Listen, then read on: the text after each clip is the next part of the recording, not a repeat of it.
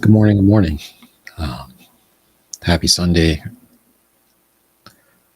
I have been thinking about the direction I wanted to go with this channel.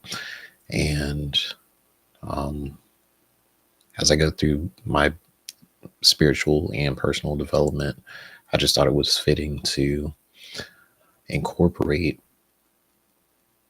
diving deeper into the word each day, like each day. Um, so today we're actually going to start off in the book of Genesis. I figured we can do like a 10-minute Bible study each day and just go through the word. So today we're going to start off in Genesis, and I'm reading from the Tony Evans study Bible. So Genesis introduction. Though the book of Genesis is anonymous, ancient Jewish and Christian traditions held that Moses authored the first 5 books of the Bible, referred to as the 5 vessels, or the Torah, a Hebrew word for law or instruction. That Moses stood behind these 5 books is attested to in both the Old and the New Testaments.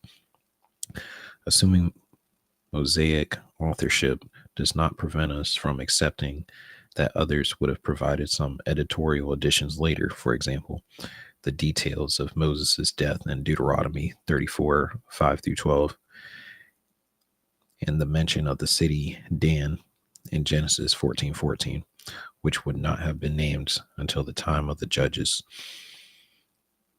Thus, though many critical scholars today reject Mosaic authorship, we have a good reason to accept the biblical tradition that Moses wrote the Pentateuch. For Genesis in particular, Moses probably used written sources and put them together to form this book. Genesis covers the lengthy period from the creation of the heavens and the earth to the death of Joseph, the son of Jacob, in Egypt. It includes an account of the origin of humankind, and another of the origin of the nation of Israel.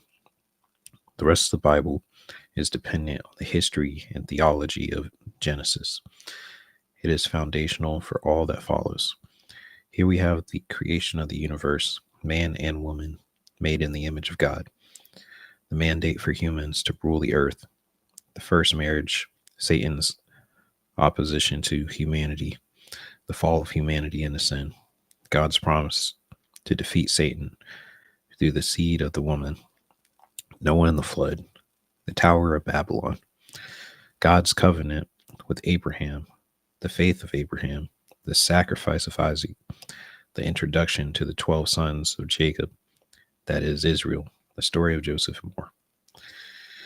Genesis is the book of beginnings. It is critical because it sets the stage for the rest of the scripture.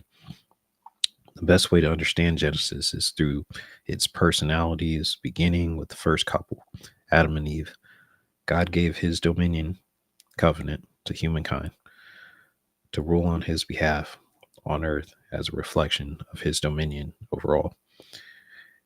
This sets the stage for the fall when Adam and Eve sinned against God, bringing earth under the temporary control of Satan. But the episode recording the entrance of sin is also embedded with the prophecy of a Redeemer, Jesus Christ, who will defeat Satan and restore God's kingdom rule overall. In the meantime, Genesis records the angelic conflict now being waged on earth to such an extent that God destroyed the earth with a flood and began again with Noah to establish his kingdom rule. For Genesis introduces us to a kingdom concept. The world after the flood also rebelled against God at Babylon, and God judged the people for trying to establish unity without him. Then God recalled one man, Abraham, through whom he would reestablish his kingdom regime. Beginning with chapter 12, Genesis traces history of Abraham and his family as God lays the foundation of his kingdom through the nation of Israel. So this is essentially a quick outline of so this. I'm back.